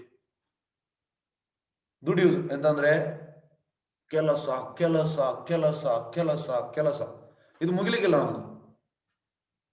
ಎಂತಂದ್ರೆ 10-11 ಗಂಟೆಗೆ ಬರುವಂಥದ್ದು. ಕೆಲವರೆಲ್ಲ ಬೆಳಿಗ್ಗೆ ಹೋಗ್ತಾರೆ 9 ಗಂಟೆಗೆ, ರಾತ್ರಿ ಬಂದು ಎಂತ ಒಂದು 2 ಚಪಾತಿ ತಿಂತಾರೆ. ಪ್ರಪೋಸ್ ಹೇಳ್ತಾರೆ, ಆ 2 ಚಪಾತಿಗೆ ಅವ ಅಷ್ಟು ಕತ್ತೆದಾರ ಅಷ್ಟು ಕೆಲಸ ಮಾಡ್ಬೇಕಾ? ಎಷ್ಟು ಕೆಲಸ ಮಾಡ್ತಾನೆ? ಬೆಳಿಗ್ಗೆ ಹೋಗಿ ಆಲ್ಮೋಸ್ಟ್ 15-16 ಗಂಟೆ ಕೆಲಸ ಕೆಲಸ ಕೆಲಸ. ಇದು ಸರಿಯಲ್ಲ. ಅಂದ್ರೆ ಎಷ್ಟು ಬೇಕು ಅಷ್ಟೇ. ಶಾಸ್ತ್ರದಲ್ಲಿ ಎಷ್ಟುಂಟು? 8 ಗಂಟೆ. ನಮ್ಮ ಮನಸ್ಸಿಗೆ 8 ಗಂಟೆ ನಾವು ಕೆಲಸ ಮಾಡ್ಬೇಕು, ಕರ್ಮ ಮಾಡ್ಬೇಕು. 8 ಗಂಟೆ ಪೀಸ್ಫುಲ್ ಆಗಿ 8 ಗಂಟೆ ಕೆಲಸ ಮಾಡ್ಬೇಕು, ಅದಕ್ಕಿಂತ ಜಾಸ್ತಿ ಅಲ್ಲ. ಈಗ ಹೇಗಂದ್ರೆ ಪ್ರಭುಪಾದ ಯಾವಾಗಲೂ ಹೇಳ್ತಾರೆ, ಚೆಕ್ ರೆಡಿ ಇರ್ತದೆ ಅಂತೆ ಕೃಷ್ಣ. ಆ ದಿವಸ ಕೃಷ್ಣ ಸೈನ್ ಆಗ್ಬೋದು. ನೀವು 14 ಗಂಟೆ ಕೆಲಸ ಮಾಡಿ, ನೀವು 8 ಗಂಟೆ ಕೆಲಸ ಮಾಡಿ, ನಿಮಗೆ ಸಿಗುವುದು ಅಷ್ಟೇ. ಆದ್ರೆ ಇದು ನಮಗೆ ಆ ಒಂದು ನಂಬಿಕೆ ಹೇಗೆ ಬರುವಂತ ನಾವು ಕೃಷ್ಣ ಪ್ರಜ್ಞೆ ತಗೊಳ್ಬೇಕು. ಮತ್ತೆ ಮೂರನೇದು, ಅತ್ಯಾರ ಪಡೆಯಲು ಅತಿ ಕಷ್ಟವಾದ ಲೌಕಿಕ ವಸ್ತುಗಳಿಗೆ ಅತಿಯಾಗಿ ಪ್ರಯಾಸ ಮಾಡುವುದು. ಮೂರನೇದು, ಲೌಕಿಕ ವಿಷಯಗಳ ಬಗೆಗೆ ಅನಾವಶ್ಯಕ ಮಾತನಾಡುವುದು. ಇದಕ್ಕೆ ಹೇಳುದು ಪ್ರಜಲ್ಪ. ನೋಡಿ, ಹೆಚ್ಚಿನವರು ಈ ಗಂಡಸರು ಈಗ ಎಲ್ಲರೂ ಮಾತಾಡುವುದು ಯಾವುದು? ಒಂದು IPL, ಮತ್ತೆ ಪೊಲಿಟಿಕ್ಸ್, ಮತ್ತೆ ಫಿಲ್ಮ್. ಹೆಂಗಸರು ಅವರ ಮನೆ ಎಂತಾಯ್ತು, ಇವರ ಮನೆ ಎಂತಾಯ್ತು, ಇದೆಲ್ಲ ಪ್ರಜಲ್ಪ. ಚೈತನ್ಯ ಅಂತ ಹೇಳುವಂಥದ್ದು, ಗ್ರಾಮ್ಯ ಕಥಾನ ಕಹಿಬೆ ಗ್ರಾಮ್ಯ ಕಥಾನ ಶುನಿಬೆ. ಅಂದ್ರೆ ಗ್ರಾಮ್ಯ ಕಥಾ ಅಂದ್ರೆ ಪ್ರಜಲ್ಪ.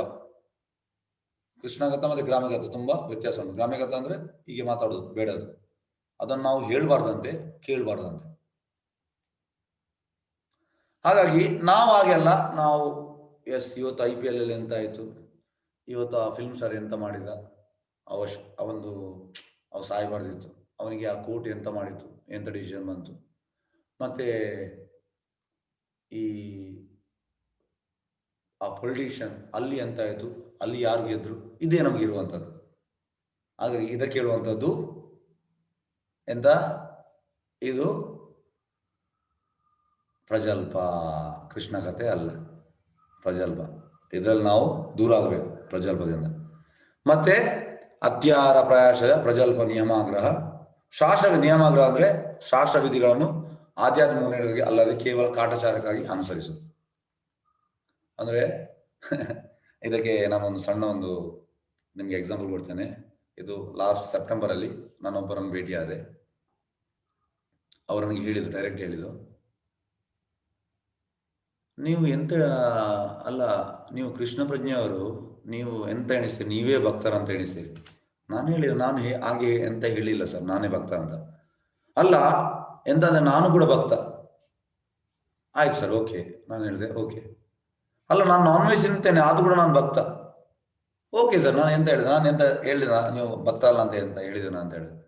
ಅಲ್ಲ, ನಾನು ಬೆಳಿಗ್ಗೆ ಎದ್ದು ಒಂದು 10 ನಿಮಿಷ ದೇವರಿಗೆ ಇದು ಕೈ ಮುಗಿದ್ದೇನೆ, ಪೂಜೆ ಎಲ್ಲ ಮಾಡ್ತೇನೆ. ನಾನು ನಾನ್ ವೆಜ್ ತಿಂದ್ರೆ ನಾನೇ ನಿಮ್ಗಿಂತ ಕಡಿಮೆ ಇಲ್ಲ ಭಕ್ತಿಯಲ್ಲಿ. ನಾನು ಕೂಡ ಸಣ್ಣದಿಂದ ಕೃಷ್ಣಂದೇ ನಾನು ಆರಾಧನೆ ಮಾಡೋದು. ನೋಡಿ, ಇದಕ್ಕೆ ಅಂತಂದ್ರೆ ಶಾಸ್ತ್ರ ವಿಧಿಗಳನ್ನು ಆಧ್ಯಾತ್ಮ ಅಲ್ಲದೆ ಕೇವಲ ಕಾಟಾಚಾರಕ್ಕೆ ಅನುಸರಿಸು. ಅಂದ್ರೆ ಇದನ್ನು ಮಾಡಬೇಕು, ಕಾಟಚಾರ ಅಥವಾ ಶಾಶ್ವತ ವಿಧಿವಿಧಾನವನ್ನು ಧಿಕ್ಕರಿಸಿ, ಟೋಟಲ್ ಧಿಕ್ಕರಿಸು ಅಂದರೆ ಅವನಿಗೆ ಬೇಕಾದಾಗೆ ಮಾಡುವಂಥದ್ದು. ಸ್ವತಂತ್ರವಾಗಿಲ್ಲವೇ ಮನಸ್ಸು ಇಚ್ಛೆ ವರ್ತಿಸುವುದು. ಇದು ತುಂಬ ಅಂದರೆ 99% ಜನರು ಈ ರೀತಿ ಇದ್ದಾರೆ. ನಾವೆಂದಾದರೂ ಶಾಸ್ತ್ರ ಬಗ್ಗೆ ಹೇಳಿದರೆ ಇಲ್ಲ, ನನ್ನ ಪ್ರಕಾರ ಹೀಗೆ. ಸರ್, ನಿಮ್ಮ ಪ್ರಕಾರ ನೀವು ಯಾರು? ಹಾಗಾಗಿ ಇದು ನಾವು ಮಾಡಬಾರ್ದು. ಶಾಸ್ತ್ರದಲ್ಲಿ ಉಂಟಾ? ಎಸ್. ಈಗ ಶಾಸ್ತ್ರದಲ್ಲಿ ಇರುವಂಥದ್ದು ಪತ್ರಂ ಪುಷ್ಪಂ ಫಲಂ ತೋಯಂ. ಪತ್ರಂ ಅಂದರೆ ವೆಜಿಟೇಬಲ್ಸ್, ಫಲಂ ಅಂದರೆ ಫ್ರೂಟ್ಸ್, ಪತ್ರಂ ಪುಷ್ಪಂ ಅಂದರೆ ಫ್ಲವರ್ಸ್, ತೋಯಂ ಅಂದರೆ ನೀರು. ಇದನ್ನು ನನಗೆ ಕೊಟ್ಟು ನೀವು ಸ್ವೀಕಾರ ಮಾಡು. ಎಸ್, ನಾವು ಹಾಗೆ ಮಾಡಬೇಕು. ಅಲ್ಲ, ನಾನು ತಿಂತೇನೆ, ಕೃಷ್ಣ ಏನು ಅಂದರೆ ಕೃಷ್ಣ ಹೇಳಲಿಲ್ಲ ಈ ಮಾಂಸಾಹಾರಿ ತಿನ್ನಬಾರ್ದು ಅಂತ. ಸರ್, ಕೃಷ್ಣ ಯಾವುದು ತಿನ್ಬೇಕಂತ ಹೇಳಿದ್ದಾನೆ ಅದರ ಅರ್ಥ ಎಂತ ಅಂದ್ರೆ ಬುದ್ಧಿವಂತರು ಅಲ್ಲೇ ತಿಳಿಕೊಳ್ಬೇಕು. ಯಾವುದು ತಿನ್ಬೇಕಂತ ಹೇಳಿದ್ದಾನೆ ಅದರಲ್ಲಿ ಅದರ ಅರ್ಥ ಎಂತ, ಯಾವುದು ತಿನ್ಬಾರ್ದು ಅದರಲ್ಲೇ ಬರ್ತದೆ. ಇದು ಬುದ್ಧಿವಂತರು. ಆದ್ರೆ ಕೃಷ್ಣ ಹೇಳಲಿಲ್ಲ, ನಾವು ತಿನ್ಬಹುದು ಹಾಗೆ ಹೀಗೆ, ಇದು ನಮ್ಮ ಎಂತ ಹೇಳುದು, ನಮ್ಮ ಮನಸ್ಸು ಇಚ್ಛೆಯಂತೆ ವರ್ತಿಸುದು. ಇದನ್ನು ನಾವು ಮಾಡಬಾರ್ದು. ಮತ್ತೆ 5ನೇದು, ಕೃಷ್ಣ ಪ್ರಜ್ಞೆಯಲ್ಲಿ ಆಸಕ್ತಿ ಇಲ್ಲದ ಲೌಕಿಕ ಬುದ್ಧಿಯ ವ್ಯಕ್ತಿಗಳ ಸಹವಾಸ ಮಾಡಬಾರ್ದು. ನೋಡಿ ಎಂತಾಗ್ತದಂದ್ರೆ, ಪ್ರಭುಪಾದ ಯಾವಾಗಲೂ ಹೇಳ್ತಾರೆ, ಈಗ ಕೊರೋನಾ ಹೇಗೆ ಬರುವಂಥದ್ದು, ಇನ್ನೊಬ್ಬರಿಂದ ನಿಮಗೆ ಬರುವಂಥದ್ದು. ಅದೇ ರೀತಿ ಭಕ್ತಿ ಕೂಡ, ನೀವು ಭಕ್ತರ ಸಂಘ ಮಾಡಿದರೆ ಅವನಲ್ಲಿದ್ದ ಭಕ್ತಿ ನಿಮಗೆ ಸ್ವಲ್ಪ ಬರ್ತದೆ. ಗ್ರಾಜುವಲಿ ನೀವು ಆ ಅಸೋಸಿಯೇಷನ್ ಅಲ್ಲಿ ನಿಮಗೆ ಬರ್ತದೆ. ನೀವು ಅಭಕ್ತನ ಸಂಘ ಮಾಡಿದರೆ ಅವನಲ್ಲಿ ಕಾಮ ಇರ್ತದೆ, ಎಲ್ಲ ಇರ್ತದೆ, ಅದೆಲ್ಲ ನಿಮಗೆ ಬರ್ತದೆ. ಅದು ಹರಡುವುದು ಹೇಳ್ತಾರಲ್ಲ, ಇಟ್ಸ್ ಸ್ಪ್ರೆಡಿಂಗ್. ಅದೇ ರೀತಿ ಅದಕ್ಕೋಸ್ಕರ ಕೃಷ್ಣ ಪ್ರಜ್ಞೆಯಲ್ಲಿ ಆಸಕ್ತಿ ಇಲ್ಲದ ಲೌಕಿಕ ಬುದ್ಧಿಯ ವ್ಯಕ್ತಿಗಳು ಸಹವಾಸ ಮಾಡಬಾರ್ದು. ಯಾಕಂದ್ರೆ ಅವನಲ್ಲಿ ಎಂತೆಲ್ಲ ಇದಿರ್ತದೆ ಅದು ನಿಮಗೆ ಬರ್ತದೆ. ಹಾಗೆ ನಾವು ಆದಷ್ಟು ಅವರಿಂದ ದೂರ ಇರಬೇಕು. ಮತ್ತೆ 6ನೇದು, ಲೌಕಿಕ ಸಾಧನೆಗಳಿಗೆ ಆತುರ ಇರಬಾರ್ದು. ನಾವೆಂತ ಮಾಡುವಂಥದ್ದು, ಲೌಲ್ಯಂ, ಲೌಕಿಕ, ಅದು ಬೇಕು, ಇದು ಬೇಕು, ಇದು ಬೇಕು ಎಂದು ಮುಗಿಲಿಕ್ಕಿಲ್ಲ, ಎಂದೂ ಮುಗಿಯದ ಕತೆ. ಹಾಗಾಗಿ ಇದರಿಂದ ನಾವು ದೂರ ಇರಬೇಕು. ಎಸ್. ನೆಕ್ಸ್ಟ್, ಉತ್ಸಾಹ ನಿಶ್ಚಯ ಧೈರ್ಯ ತತ್ತತ್ ಕರ್ಮ ಪ್ರವರ್ತನ ಸಂಗತ್ಯಾಗ ಸತೋ ವೃತ್ತಿ ಷಡ್ಭಿರ್ ಭಕ್ತಿರ್ ಪ್ರಸಿದ್ಧತಿ. ಶುದ್ಧ ಭಕ್ತಿ ಸೇವೆ ಮಾಡಲು ಅನುಕೂಲವಾದ 6 ತತ್ವಗಳಿವೆ. ನೋಡಿ, ಭಕ್ತಿ ಸೇವೆ ಮಾಡಲು 6 ತತ್ವ ಉಂಟು. ಯಾವುದೆಲ್ಲ? ಫಸ್ಟ್, ಉತ್ಸಾಹದಿಂದ ಇರುವುದು. ಅಂದ್ರೆ ಪ್ರಭುಪಾದ ಹೇಳ್ತಾರೆ, ಈ ಮಂಗ ವೃಂದಾವನದಲ್ಲಿ ನೀವು ಬಂದ್ರೆ ನೆಕ್ಸ್ಟ್ ಇಯರ್ ಈ ಅಕ್ಟೋಬರ್ ಅಲ್ಲಿ ನೋಡುವ, ಕೊರೋನಾ ಸ್ಟಾಪ್ ಮಾಡಿದ್ರೆ ನಿಮ್ಮನ್ನು ಕೊಂಡೋಗುವ ವೃಂದಾವನಕ್ಕೆ. ಅಲ್ಲಿ ತುಂಬಾ ಮಂಗ ಉಂಟು. ಯಾಕೆ ಪ್ರಭುಪಾದ ಹೇಳ್ತಾರೆ, ಅವರು ಮಂಗ ಯಾಕೆ ಆಗಿದೆ ಅಂದ್ರೆ, ಲಾಸ್ಟ್ ಇಯರ್ ಅವರು ವೃಂದಾವನದಲ್ಲಿ ಯಾರಲ್ಲೂ ಜನ್ಮ ಮಾಡಿ ಅವ್ರ ಜನ್ಮ ಆದ್ರೆ ಮತ್ತೆ ಅಲ್ಲಿ ಅವರು ತಪ್ಪು ಮಾಡಿದ್ರೆ ನೆಕ್ಸ್ಟ್ ಲೈಫ್ ಮಂಗ ಆಗ್ತಾರೆ ಅಲ್ಲಿ. ಆದ್ರೆ ಮಂಗಾಗಿ ನೆಕ್ಸ್ಟ್ ಲೈಫ್ ಅವರು ಎಲಿವೇಟ್ ಆಗ್ತಾರೆ. ಆದ್ರೆ ಒಂದು ಅವರಿಗೆ ವೃಂದಾವನದಲ್ಲಿ ಹುಟ್ಟುವುದೇ ದೊಡ್ಡ ವಿಷಯ. ಕೃಷ್ಣನ ಬರ್ತ್ ಪ್ಲೇಸ್ ಅಲ್ಲಿ ಹುಟ್ಟಿ ಈ ಬೇಡದಲ್ಲಿ ತಪ್ಪು ಮಾಡಿದ್ರೆ ನೆಕ್ಸ್ಟ್ ಲೈಫ್ ಅವ್ರು ಮಂಗ ಆಗ್ತಾರೆ. ಪ್ರಭುಪಾದ ಅವರ ಕ್ಲಾಸಲ್ಲಿ ಹೇಳಿದ್ದಾರೆ. ಹಾಗಾಗಿ ಮಂಗ ಕೂಡ ಉತ್ಸಾಹದಲ್ಲಿ ಇರ್ತದೆ. ಅಲ್ಲಿ ನೀವು ನೋಡಿ, ಒಂದು ಮಾರ್ಗದಿಂದ ಇನ್ನೊಂದು ಮಾರ್ಗ, ಮತ್ತೆ ಸೆಕ್ಸ್ ಮಾಡುವಂಥದ್ದು ಅಟ್ ಎ ಟೈಮ್ 10-15 ಸೆಕ್ಸ್ ಮಾಡ್ತದೆ. ಆ ಉತ್ಸಾಹ ಅಲ್ಲ ನಮ್ಗೆ. ಅಂದ್ರೆ ಮಂಗನ ತರ ಉತ್ಸಾಹ ಇರಬಾರ್ದು, ಕೃಷ್ಣ ಪ್ರಜ್ಞೆ ಉತ್ಸಾಹ ಇರುವಂಥದ್ದು. ಯಾಕಂದ್ರೆ ಈ ಕರ್ಮಿಗಳು ಕೂಡ ಉತ್ಸಾಹದಲ್ಲಿ ಇರ್ತಾರೆ, ಬೆಳಿಗ್ಗೆ ಹೋಗ್ತಾರೆ, ಓಡ್ತಾರೆ. ಆ ಉತ್ಸಾಹ ಅಲ್ಲ. ಉತ್ಸಾಹ ಅಂದ್ರೆ ಕೃಷ್ಣ ಪ್ರಜ್ಞೆ ಉತ್ಸಾಹ. ದಯವಿಟ್ಟು ತಿಳ್ಕೊಳ್ಳಿ. ಫಸ್ಟ್ಗೆ ಉತ್ಸಾಹದಿಂದ ಇರೋದು, ಆತ್ಮವಿಶ್ವಾಸದಿಂದ ಪ್ರಯತ್ನ ಮಾಡುವಂಥದ್ದು. ಅಂದ್ರೆ ಫುಲ್ ನಮಗೆ ಆ ಕಾನ್ಫಿಡೆನ್ಸ್ ಇರಬೇಕು, ಆತ್ಮವಿಶ್ವಾಸ. ಇದು ಹೇಗೆ ಬರುವಂಥದ್ದು? ಇದು ನೀವು ಕೃಷ್ಣ ಪ್ರಜ್ಞೆ ತಗೊಂಡ್ರೆ ನಿಮಗೆ ಬರ್ತದೆ ಆತ್ಮವಿಶ್ವಾಸ. ಈಗ ನೋಡಿ, ಇದಕ್ಕೆ ಒಂದು ಸಣ್ಣ ಉದಾಹರಣೆ. ನಮ್ಮ ಫಸ್ಟ್ ಬ್ಯಾಚ್ ಜೂನಲ್ಲಿ ನಾವು ಫಸ್ಟ್ ಬ್ಯಾಚ್, ಈಗ 9th ಬ್ಯಾಚ್. ಫಸ್ಟ್ ಬ್ಯಾಚ್ ಅಲ್ಲಿ ಒಬ್ಬೊಂದು ಫ್ಯಾಮಿಲಿ ಅವರೆಂತ ಆಯ್ತು ಅಂದ್ರೆ, 2 ತಿಂಗಳು ಕೊರೋನಾದಲ್ಲಿ ಅವರು ಟೋಟಲ್ ಲಾಸ್ ಆಗಿದ್ರು. ಎಷ್ಟೋ ಕೋಟಿ ಲಾಸ್ ಆಯ್ತಂತೆ. ಹಾಗಾಗಿ ಫ್ಯಾಮಿಲಿ 6 ಮಂದಿ ಸುಸೈಡ್ ಮಾಡ್ಲಿಕ್ಕೆ ಹೋಗಿದ್ರು. ಮತ್ತೆ ನಮ್ದು ಈ ಕ್ಲಾಸ್ ಬಂತು, ಮತ್ತೆ ಕ್ಲಾಸ್ ಆದ್ಮೇಲೆ ಸೇರಿದ್ರು. ಮತ್ತೆ ಅವ್ರು ನಮಗೆ ಮೇಲ್ ಹಾಕಿದ್ದಾರೆ, ನಮ್ಮ 6 ಫ್ಯಾಮಿಲಿಯನ್ನು ಕಾಪಾಡಿದ ಈ ರಾಧಗೋವಿಂದ್ ಮಂಗಳೂರಿಗೆ ನಾವು ಕೃತಜ್ಞ ಅಂತ. ಯಾಕೆಂದ್ರೆ ಅವ್ರದ್ದು ಆತ್ಮವಿಶ್ವಾಸ ಇರಲಿಲ್ಲ. ಈ ಭಗವದ್ಗೀತೆಯಿಂದ ನಿಮಗೆ ಆತ್ಮವಿಶ್ವಾಸ ಬರ್ತದೆ. ಹಾಗಾಗಿ ನೀವು ಕೃಷ್ಣ ಪ್ರಜ್ಞೆಯಲ್ಲಿ ಬಂದ್ರೆ ನಿಮ್ಗೆ ಆತ್ಮವಿಶ್ವಾಸ ಖಂಡಿತ ಬರ್ತದೆ. ನಾವು ಕುಗ್ಗುದಿಲ್ಲ. ಎಸ್. ಮತ್ತೆ ತಾಳ್ಮೆಯಿಂದ ಇರಬೇಕು. ತಾಳಿದವನು ಬಾಳಿಯಾನು. ಹೇಗಂದ್ರೆ ಈಗ ಜನರಿಗೆ ತಾಳ್ಮೆ ಅನ್ನೋದಿಲ್ಲ. ಇನ್ಸ್ಟಾ ಬೇಕು. ಇವತ್ತು ಅಂದ್ರೆ ನಾನು ಇವತ್ತು ಕೃಷ್ಣ ಪ್ರಜ್ಞೆ ಬಂದಿದ್ದೇನೆ, ನಾಳೆ ನಾನು ಕೃಷ್ಣ ನೋಡ್ಬೇಕು. ಸರ್, ಕೃಷ್ಣ ಆಟದ ಗೊಂಬೆ ಅಲ್ಲ ನಿಮ್ಗೆ ಹಾಗೆ ನೋಡ್ಲಿಕ್ಕೆ. ನೀವು ತಾಳ್ಮೆಯಲ್ಲಿ ಇರಿ. ನೀವು ಮಾಡ್ತಾ ಹಂತವಾಗಿ ನಿಮ್ಗೆ ಕೃಷ್ಣ ಪ್ರಜ್ಞೆಯಲ್ಲಿ ನಿಮ್ಗೆ ಪ್ರೋಗ್ರೆಸ್ ಸಿಗ್ತದೆ. ಮತ್ತೆ 4ನೇದು, ಶ್ರವಣ ಕೀರ್ತನ ವಿಷ್ಣು ಸ್ಮರಣ, ಕೃಷ್ಣನ ಬಗ್ಗೆ ಶ್ರವಣ ಜಪ ಮತ್ತು ಸ್ಮರಣೆ ಮೊದಲಾದವುಗಳು ನಿಯಂತ್ರಕ ತತ್ವಗಳನ್ನು ಅನುಸರಿಸುವುದು. ನಿಯಂತ್ರಕ ತತ್ವ ಇದಕ್ಕೆ ನೋಡಿ, ಈ ಪ್ರಭುಪಾದ ಯಾವಾಗ ಹೇಳ್ತಾರೆ, ಬೆಂಗಾಲದಲ್ಲಿ ಕಾಲಿ ಸಂಕೀರ್ತನ, ಕಾಲಿ ಸಂಕೀರ್ತನ ಪ್ರಭುಪಾದ ಹೇಳ್ತಾರೆ, ಈ ಕಾಲಿ ಸಂಕೀರ್ತನ ಶಾಸ್ತ್ರದಲ್ಲಿ ಇಲ್ಲ. ಕಾಲಿ ಅಂದ್ರೆ ದೇವಿ, ಈ ಕೋಲ್ಕತ್ತಾದಲ್ಲಿ ದೇವಿ ಸ್ವಲ್ಪ ಇದು ಜಾಸ್ತಿ. ಕಾಲಿ ಸಂಕೀರ್ತನ ಶಾಸ್ತ್ರದಲ್ಲಿ ಇಲ್ಲ. ಅದಕ್ಕೆ ಪ್ರಭುಪಾದ ಹೇಳ್ತಾರೆ, ಶ್ರವಣಂ ಕೀರ್ತನಂ ವಿಷ್ಣು, ಶಾಸ್ತ್ರದಲ್ಲಿರುವುದು ಶ್ರವಣ ಕೀರ್ತನ ವಿಷ್ಣು ಮಾಡ್ಬೇಕಂತ ಉಂಟು. ಖಾಲಿ ಅಂತ ಎಲ್ಲೂ ಕೂಡ ಇಲ್ಲ. ಶ್ರವಣಂ ಕೀರ್ತನಂ ವಿಷ್ಣು ಅಂತ ಇರುವಂಥದ್ದು. ವಿಷ್ಣುದು ನಾವು ಶ್ರವಣ ಕೀರ್ತನ ಮಾಡ್ಬೇಕು, ಖಾಲಿ ಇಲ್ಲ. ಹಾಗಾಗಿ ಈ ರೀತಿ ಜನರೆಲ್ಲ ಕ್ರಿಯೇಟ್ ಮಾಡ್ತಾರೆ. ಕ್ರಿಯೇಟ್ ಮಾಡೋದು ಬೇಡ, ಯಾವ ಶಾಸ್ತ್ರದಲ್ಲಿ ಉಂಟು ಅದನ್ನು ನಾವು ಮಾಡಬೇಕು. ಹಾಗಾಗಿ ಕೃಷ್ಣನ ಬಗ್ಗೆ ಶ್ರವಣ ಮಾಡಬೇಕು, ಜಪ ಮಾಡಬೇಕು ಮತ್ತು ಸ್ಮರಣೆ ಮೊದಲಾದವುಗಳಿಂದ ನಿಯಂತ್ರ ತತ್ವಗಳು ನಾವು ಅನುಸರಿಸಬೇಕು. ಮತ್ತೆ 5ನೇದು ಭಕ್ತರಲ್ಲದವರ ಸಹವಾಸವನ್ನು ತೊರೆಯುವುದು.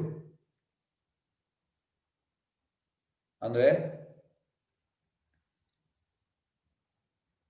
ಅಭಕ್ತರನ್ನು ನಾವು ಸಂಘ ಮಾಡಬಾರ್ದು, ಸಾಧು ಸಂಘ ಮಾಡಬೇಕು. ಸಾಧು ಸಂಘ ಲಭಮಾವ ಮಾತ್ರ ಏವ. ಅಂದ್ರೆ ಸಾಧು ಸಂಘದಿಂದಲೇ ಮಾತ್ರ ನಮಗೆ ಕೃಷ್ಣ ಬಳಿ ಸಿಗುವಂಥದ್ದು.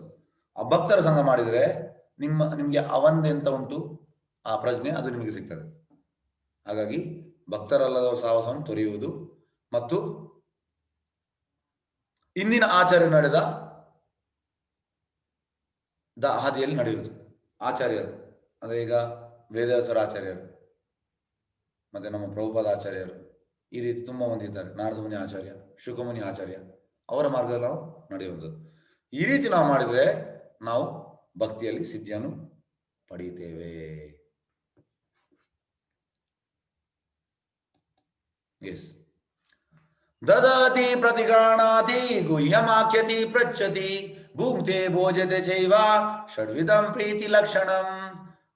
ದಾನವಾಗಿ ಕೊಡುಗೆಗಳನ್ನು ಕೊಡುವುದು, ದಾನಗಳನ್ನು ಸ್ವೀಕರಿಸುವುದು, ತನ್ನ ಮನಸ್ಸನ್ನು ಬಿಚ್ಚಿ ಹೇಳುವುದು, ರಹಸ್ಯವಾಗಿ ಕೇಳಿ ತಿಳಿದುಕೊಳ್ಳುವುದು, ಪ್ರಸಾದ ಸ್ವೀಕರಿಸುವುದು ಮತ್ತು ಪ್ರಸಾದ ಕೊಡುವುದು. ಇವು ಭಕ್ತರ ನಡುವೆ ನಡೆಯುವ 6 ಪ್ರೇಮ ಸಂಕೇತಗಳು. ಈಗ ಎಂತ ಆಗ್ತದೆ ಅಂದ್ರೆ, ನಾವೀಗ ನಮ್ಮ ಮನೆಯಲ್ಲಿ ಮಗುವಿದ್ದು ಬರ್ತಡೇ ಅಂತದ್ದು ಆಗ್ತದೆ. ಆಗ ನಾವೆಂತ ಮಾಡುವಂಥದ್ದು, ನಾವೆಲ್ಲ ಈಗ ಅಂದ್ರೆ ಹೆಚ್ಚಾಗಿ ಜನರು ಅವರ ಫ್ರೆಂಡ್ಸ್ ಎಲ್ಲ ಕರೀತಾರೆ. ಆಗ ಅವು ಗಿಫ್ಟ್ ಕೊಡ್ತಾನೆ, ಮತ್ತೆ ಇವ ಅವನ ಇದಕ್ಕೆ ಹೋಗ್ತಾನೆ, ಅವ ಇವನಿಗೆ ಗಿಫ್ಟ್ ಕೊಡೋದು. ಹಾಗಾಗಿ ದಾನ ಯಾರ ಹತ್ರ ಮಾಡುವಂಥದ್ದು ಇದೆ, ಅವನಿಗೆ ಇವನಿಗೆ ಕೂಡ ಕೃಷ್ಣ ಬಂದಿಲ್ಲ, ಇವನಿಗಿಲ್ಲ, ಈ ರೀತಿ. ಆದ್ರೆ ನಾವು ಭಕ್ತರಲ್ಲಿ ಈ ರೀತಿ ಮಾಡ್ಬೇಕಂತ. ಈಗ ನೋಡಿ, ನಾವು ಸಂಕೀರ್ತನೆಗೆ ಹೋಗ್ತೇವೆ, ಹೊರಗೆ ಸಂಕೀರ್ತನೆ ಹೋಗುವಾಗ ನಮಗೆ ಭಕ್ತರು ಈ ಧೋತಿ ಇದೆಲ್ಲ ಕೊಡ್ತಾರೆ, ಕೆಲವೊಮ್ಮೆ ಹಣ ಕೂಡ ಕೊಡ್ತಾರೆ. ನಾವು ಕೃಷ್ಣ ಸೇವೆಗೆ ಯೂಸ್ ಮಾಡ್ತೇವೆ. ಹಾಗಾಗಿ ರೆಸಿಪ್ರೊಕೇಶನ್ ಈ ರೀತಿ ಆಗಬೇಕು, ಭಕ್ತರಿಗೆ ಕೊಡುವಂಥದ್ದು ಈ ರೀತಿ. ಇದರಿಂದ ದಾನ ಸ್ವೀಕರಿಸುವುದು. ಮತ್ತೆ ಈಗ ಅವರು ಯಾರು ಮನೆಯಲ್ಲಿ ಮಾಡಿದ ಅವರು ನಮ್ಮ ದೇವಸ್ಥಾನಕ್ಕೆ ಬರ್ತಾರೆ, ಆಗ ನಾವು ಅವರಿಗೆ ಎಂತಾದ್ರು ಒಂದು ಕೊಡ್ತೇವೆ. ರೆಸಿಪ್ರೊಕೇಶನ್ ಈ ರೀತಿ ಆಗಬೇಕು. ಆದ್ರೆ ಇದು ಅವರಿಗೆ ಭೌತಿಕ ಲೋಕದಲ್ಲಿ ಕೂಡ ಆಗ್ತಾ ಉಂಟು, ಆದ್ರೆ ಭಕ್ತರಲ್ಲಿ ಇದು ಆಗ್ಬೇಕಂತ. ಮತ್ತೆ ತನ್ನ ಮನಸ್ಸನ್ನು ಬಿಚ್ಚಿ ಹೇಳುವುದು, ಭಕ್ತರ ಹತ್ರ ಓಪನ್ ಆಗಿ ಹೇಳುವಂತ ಎಲ್ಲ ಎಂತಾಗ್ತದೆ ಇದರಿಂದ. ಮತ್ತೆ ಅವ ಅದಕ್ಕೆ ಸರಿಯಾದ ಗೈಡೆನ್ಸ್ ಕೊಡ್ತಾನೆ, ಎಂತ ಮಾಡಬೇಕು ಏನ್ ಮಾಡಬಾರ್ದು. ಮತ್ತೆ ರಹಸ್ಯವಾಗಿ ಕೇಳಿ ತಿಳಿದುಕೊಳ್ಳುವುದು, ಕೃಷ್ಣ ಭಜನೆ ಬಗ್ಗೆ ಕೇಳಿ ತಿಳಿದುಕೊಳ್ಬೇಕು. ಮತ್ತೆ ಪ್ರಸಾದ ಸ್ವೀಕರಿಸುವುದು ಮತ್ತೆ ಪ್ರಸಾದ ಕೊಡುವುದು. ಎಂತಂದ್ರೆ ಆ ಭಕ್ತರ ಮನೆಯಿಂದ ನಾವು ಪ್ರಸಾದ ಸ್ವೀಕರಿಸ್ತೇವೆ, ಇಲ್ಲಿ ಅವ್ರು ಬರುವಾಗ ನಾವು ಪ್ರಸಾದ ಕೊಡ್ತೇವೆ.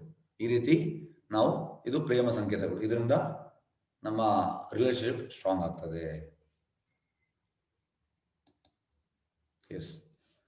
ಕೃಷ್ಣೇತಿ ಯಸ್ಯ ಗಿರಿತಾ ಮನಸಾ ಇಂದ್ರಿಯೇತ ದೀಕ್ಷತಿ ಚೇತ್ ಪ್ರಾಣಾತ್ ಅಭೀಶ್ ಭಜಂತಾಮೀಶಾಂ ಶುಶ್ರೂಷಮಾಯ ಭಜನ ವಿಜ್ಞಾನಂ ಅನನ್ಯ ಅನ್ಯ ನಿಂದಶೂನ್ಯ ವೃದ್ಧಿಂ ಈಪ್ಸಿತ ಸಂಗಲಾಭ್ಯ. ಶ್ರೀಕೃಷ್ಣನ ಪವಿತ್ರ ನಾಮವನ್ನು ಜಪಿಸುವ ಭಕ್ತನನ್ನು ಮನಸ್ಸಾ ಗೌರವಿಸಬೇಕು.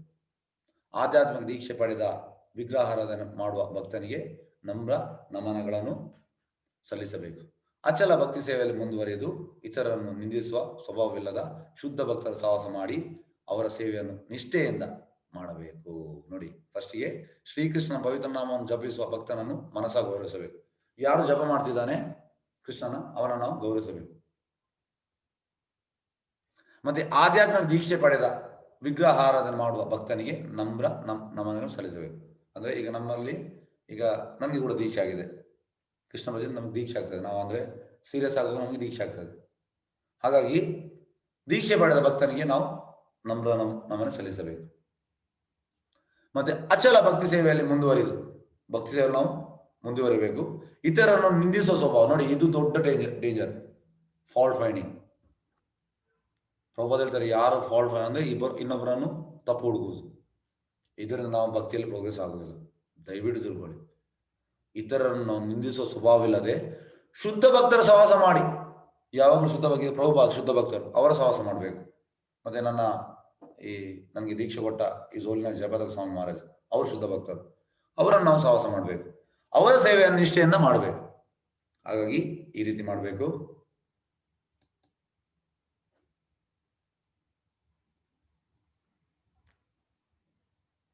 ದೃಷ್ಟೇ ಸ್ವಭಾವ ವಜಿನಿತೆ ವಪುರುಷ ದೋಷೆ ನ ಪ್ರಾಕೃತಾತಂ ಇಹ ಭಕ್ತ ಜನಸ್ಯ ಪಶ್ಯೇತ್ ಗಂಗಾಭಾಸಂ ನ ಖಲು ಬುದ್ಬುದಾಫೇನ ಪಂಕೆ ಬ್ರಹ್ಮಾದಂ ದ್ರವತ್ಮ ಗಚ್ಚತಿ ನೀರಧರ್ಮೇ.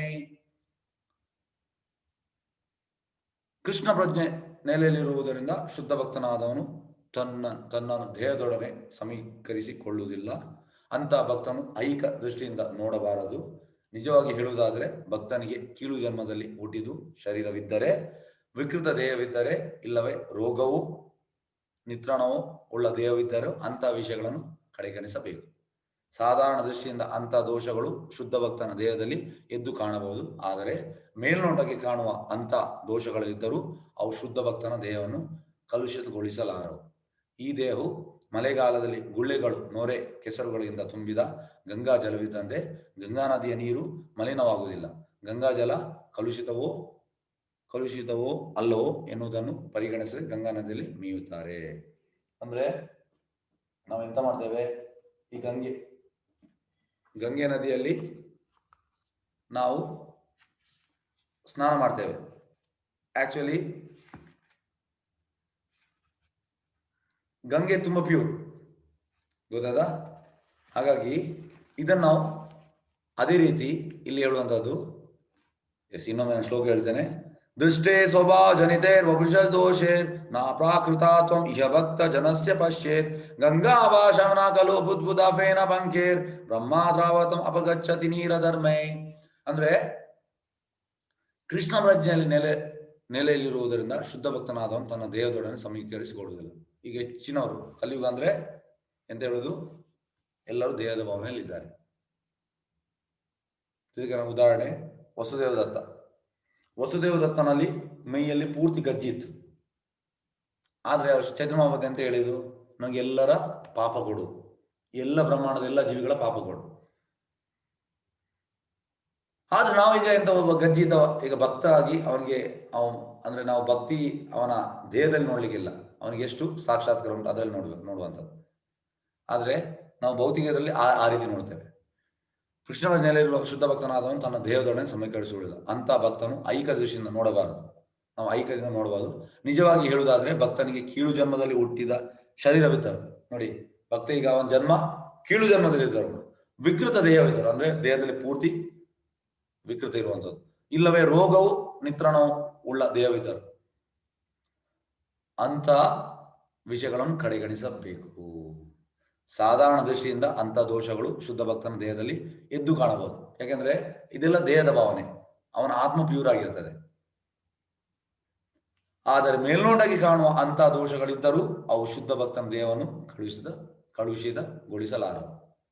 ಅವನ ದೇಹ ಎಂತ ಆಗುವುದು. ಯಾಕೆಂದ್ರೆ ಈ ದೇಹವನ್ನು ನಾವು ಅಂದ್ರೆ ನಮ್ಮ ಟೈಮ್ ಆಗುವ ದೇಹವನ್ನು ಬಿಡಬೇಕು, ಆತ್ಮಕ್ಕೆ ಸಾವಿಲ್ಲ. ಆ ದೇಹವು ಮಳೆಗಾಲದಲ್ಲಿ ಗುಳ್ಳೆಗಳು, ನೊರೆ, ಕೆಸರುಗಳಿಂದ ತುಂಬಿದ ಗಂಗಾ ಜಲವಿದ್ದಂತೆ ಗಂಗಾ ನದಿಯ ನೀರು ಮಲಿನವಾಗುವುದಿಲ್ಲ. ಗಂಗಾ ಜಲ ಕಲುಷಿತವೋ ಅಲ್ಲವೋ ಎನ್ನುವುದನ್ನು ಪರಿಗಣಿಸದೆ ಗಂಗಾ ನದಿಯಲ್ಲಿ ಮೀಯುತ್ತಾರೆ.